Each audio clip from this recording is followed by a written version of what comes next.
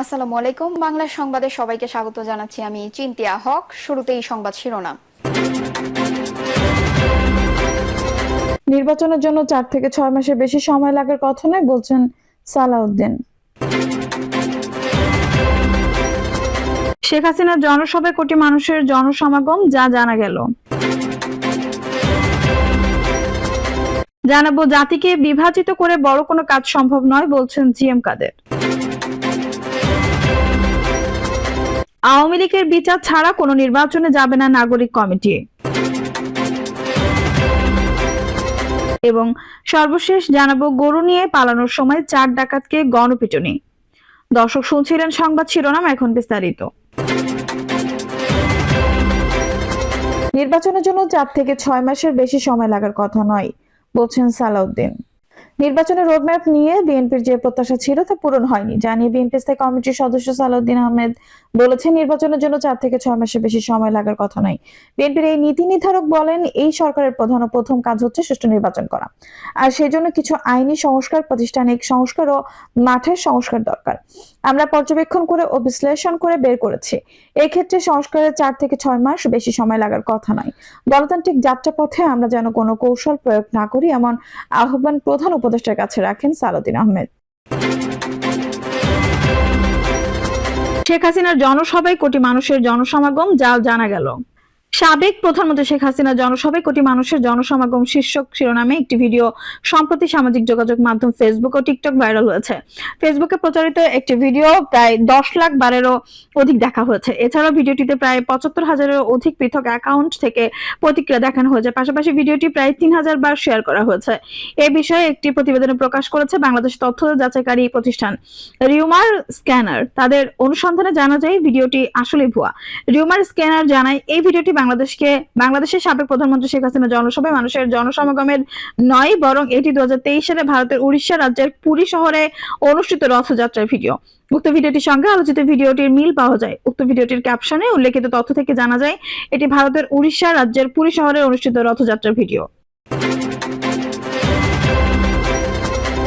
জাতিকে বিভাজিত করে বড় কোনো কাজ সম্ভব নয় বলছেন জিএম কাদের। জাতীয় পার্টির চেয়ারম্যান জিএম কাদের বলেছেন, ব্রিটিশ আমলে বাঙালি মুসলমানরা বৈষম্য থেকে মুক্তি পেতে পাকিস্তান আন্দোলনে যোগ দিয়েছিলেন। পাকিস্তান স্বাধীন হওয়ার পর ভাষার 71 25 মার্চ রাতে যখন বাঙালির উপর হত্যাযজ্ঞ চালায়, তখন বাঙালি জাতি বুঝতে পেরেছে স্বাধীনতা ছাড়া মুক্তির আর পথ নেই। সেই সময় বাঙালিরা যদি সাহস দেখাতে না পারতো, তাহলে ইতিহাস থেকে হয়তো বাঙালি জাতি নিশ্চিহ্ন হয়ে যেত। তাই 71-কে বাদ দিয়ে কোনো মুক্তিযুদ্ধের কথা বলতে পারবেন না। তিনি আরো বলেন, 2024 সালে বাঙালি জাতি যখন আবার নিগৃহীত হলো, নিষ্পেষিত হলো, তখন ছাত্রদের নেতৃত্বে বাঙালি আবার রুখে দাঁড়ালো। তখন ছাত্ররা চেয়েছিল শেখ হাসিনার পতন ও অবাধ সুষ্ঠু অন্তর্ভুক্তিমূলক নির্বাচনের মাধ্যমে একটি সরকার গঠন। সেই সরকারের জন্য একটি শাসন ব্যবস্থা, যে শাসন ব্যবস্থার এক ব্যক্তির হাতে ক্ষমতা থাকবে না এবং তাকে রাষ্ট্রীয় ক্ষমতার দানবে পরিণত করবে না। তিনি বলেন, ছাত্রদের অসহিংস আন্দোলনকে দমন করতে শেখ হাসিনা সরকার চরম সহিংসতায় করেছিল। এতে ক্ষুব্ধ হয়ে কলেজে, বিশ্ববিদ্যালয়ের ছাত্রদের এই আন্দোলন, মাদ্রাসা ও প্রাথমিক বিদ্যালয়ের শিশুরাও অংশ নিয়েছিল। ছাত্রদের কোটা সংস্কার আন্দোলন ছাত্রজনতার বৈষম্যবিরোধী আন্দোলনের রূপ নিয়েছিল। জিএম কাদের বলেন, বিচারের নামে কোনো প্রহসন চাই না। আজকে আপনি ক্ষমতায় আছেন, একটি হত্যা মামলা ধামাচাপা দিতে পারেন। 10-15 বছর পর যখন আপনি ক্ষমতায় থাকবেন না, তখন আবার ঠিকই সেই মামলা সামনে চলে আসবে। শহীদদের আত্মত্যাগের ঘটনায় মিথ্যা মামলা বানিয়ে লাখ লাখ মানুষকে হয়রানি করা হচ্ছে। মামলা করবেন, করেন, সঠিক অপরাধীকে গ্রেপ্তার করেন, কিন্তু শাস্তি দেওয়ার নামে প্রতিহিংসা বা জাতির মধ্যে বিভাজন সৃষ্টি কাম্য হতে পারে না। ছাত্রজনতা জীবন দিয়েছে একটি অবাধ, সুষ্ঠু, নিরপেক্ষ নির্বাচন, একটি ভালো শাসন ব্যবস্থা এবং একটি বৈষম্যহীন দেশের জন্য। সারা দেশকে দুভাগে বিভক্ত করা হচ্ছে। একদিকে অংশকে বলা হচ্ছে দেশপ্রেমিক, আর একটি অংশকে বলা হচ্ছে দেশদ্রোহী। আওয়ামী লীগ সরকারের আমলে যারা নির্যাতিত হয়েছে বা ঝুঁকিতে ছিল, তাদের দেশপ্রেমিক মনে করা হচ্ছে। যারা নির্যাতিত হয়নি তারা দেশপ্রেমিক নয়। আমাদের তৃণমূল নেতা কর্মীদের নামে এখনো মামলা দেওয়া হচ্ছে। আমাদের দুজন এখনো জেলে আছে। মাঠে ঘাটে সভা সমাবেশ করতে গেলে বাধা দেওয়া হচ্ছে। আমাদের অফিস জ্বালিয়ে দেওয়া হয়। গণমাধ্যমে আমরা সেলফ সেন্সরশিপ দেখতে পাচ্ছি। আমরা যা বলি গণমাধ্যম তা প্রকাশ করতে পারে না। আওয়ামী লীগের বিচার ছাড়া কোনো নির্বাচনে যাবে না নাগরিক কমিটি। জাতীয় নাগরিক কমিটির আহ্বায়ক নাসির উদ্দিন পাটোয়ারি বলেছেন, শেখ হাসিনা বিচার ব্যতীত, আওয়ামী লীগের বিচার ব্যতীত এবং যারা আমাদের উপর সরাসরি গুলি চালিয়েছিল তাদের বিচার ব্যতীত আমরা আর কোনো ইলেকশনে যাব না। নাসির উদ্দিন পাটোয়ারি বলেন, গত 15 বছরে আমাদের ভোট নিয়ে ছিনিমিনি খেলা হয়েছে। আপনাদেরকে কমিউনিটিস্ট আসতে হবে যে আপনাদেরকে কমিটমেন্টে আসতে হবে যে আপনার সন্তান ভবিষ্যৎ যারা নষ্ট করেছে, আপনার সন্তানের স্বাস্থ্য শিক্ষা ব্যবস্থা যারা নষ্ট করেছে তাদেরকে শাস্তির আওতায় না এনে আমরা যদি আবার একটি ইলেকশনে যাই এবং গত 15 বছরে যে মানুষগুলো অকাতরে জীবন দিয়েছিল, গুম হয়েছিল, খুন হয়েছিল, পঙ্গুত্ব বরণ করেছিল, তাদের ন্যায্য হিস্সা ব্যতীত আগামীতে কোনো দল বা পক্ষ নির্বাচনে যায়, তাহলে আমরা মনে করব তারা জাতীয় শত্রু, তারা জনগণের কাছে বেঈমান হিসেবে পরিচিত হবে।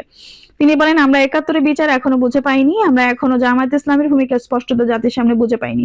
আমরা 90-এর স্বৈরাচারের আন্দোলনের পরে যে দুটি রাজনৈতিক দল বাংলাদেশে নতুন একটা ব্যবস্থা দেওয়ার চেষ্টা করেছিল, সেখানেও আমরা তাদের নতুন একটি কমিটমেন্টের জায়গা থেকে নতুন একটা ব্যবস্থা পাইনি, যার ফলে 15 বছর আমরা ফ্যাসিস্টদের পদানত হয়েছিলাম। তাই আমরা স্পষ্ট বলতে চাই, আগামীতে আপনারা আমাদের প্রশাসনের চেয়ারে থাকবেন, আমাদের বাংলাদেশ আমাদের বিচারবিহীন কোনো নির্বাচনে যাব না। গত 15 বছর যারা গুম ও খুন হয়েছিল তাদের বিচার প্রক্রিয়া শেষ হওয়ার পরে আমরা ইলেকশনে যাব। জাতীয় নাগরিক কমিটির আহ্বায়ক বলেন, আগামীতে জাতীয় নাগরিক কমিটি উদ্যোগে ও বৈষম্য বিরোধী নেতৃত্বে যে একটি রাজনৈতিক দল আসছে, সেই রাজনৈতিক দলে আপনাদের আমরা সর্বোচ্চ সহযোগিতা কামনা করছি। আমরা আশা করি সেই রাজনৈতিক দলে আপনাদের ত্যাগ তিতিক্ষা আমরা মূল্যায়ন করব। জনতা এবং মানুষের মধ্যে যে ভ্রাতৃপ্রীতম সম্পর্ক, সেখানে আমরা আপনাদের পাশে পাবো। এই কমিটমেন্টের মধ্যে যদি আমরা যেতে পারি, তাহলে বাংলাদেশ একটি শক্তিশালী দল আমরা উপহার দিতে পারবো, যে দলের মধ্য দিয়ে সেন্ট্রাল পাওয়ার বলি আর লোকাল পাওয়ার বলি, সেখানে আমরা একটি শক্তিশালী ভোট রচনা করে ভবিষ্যৎ বাংলাদেশকে সকল ফ্যাসিবাদ এবং বিদেশি ষড়যন্ত্র থেকে মুক্ত করে জনগণের যে সমস্যা সমাধানের রাজনীতি, সেখান থেকে একটি অগ্রণী ভূমিকা পালন করতে পারবো। গরু নিয়ে পালানোর সময় 4 ডাকাতকে গণপিটুনি। ঝিনাইদহ সদরে নাথকুণ্ড এলাকায় গরু নিয়ে পালানোর সময় গণপিটুনিতে 4 ডাকাত আহত হয়েছে। এর আগে গরু নিয়ে পালানোর সময় ডাকাতদের হামলায় গুরুতর আহত হন ঝিনাইদহ সদর উপজেলার বাদপুকুরিয়া গ্রামের শিমুল নামের এক যুবক। জানা যায়, চুয়াডাঙ্গা জেলা থেকে কয়েকজন ব্যবসায়ী ছোট আকারে 10টি গরু ট্রাক করে নিয়ে ঢাকার দিকে যাচ্ছিলেন। প্রতিমধ্যে তারা ঝিনাইদহ সদর উপজেলার বইডাঙ্গা বাজার এলাকায় পৌঁছলে আগে থেকে ওত পেতে থাকা ডাকাতরা ওই ট্রাকটির গতিরোধ করে চালক ও কয়েকজন ব্যবসায়ীর চোখে মরিচের গুঁড়া ছিটিয়ে দেয়।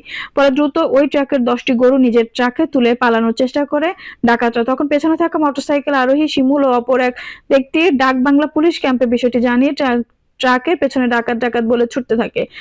এক পর্যায়ে ডুগি এলাকায় ডাকাতরা ট্রাকের ধাক্কা দিয়ে তাদের ফেলে দেয়।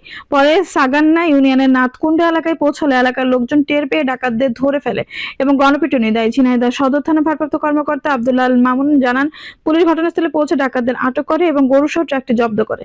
গরুগুলোকে পরবর্তী সময় তাদের মালিকদের কাছে বুঝিয়ে দেওয়া হবে। আহতদের হাসপাতালে চিকিৎসা দেওয়া হচ্ছে। দর্শক, এই ছিল এখনকার সর্বশেষ সংবাদ। নিউজটি ভালো লাগলে অবশ্যই একটা লাইক দিন, কমেন্টে আপনার মূল্যবান মতামত জানান। সবসময় আমাদের পাশে থাকতে সাবস্ক্রাইব করে বেল বাটনটি অন করে রাখুন। ধন্যবাদ।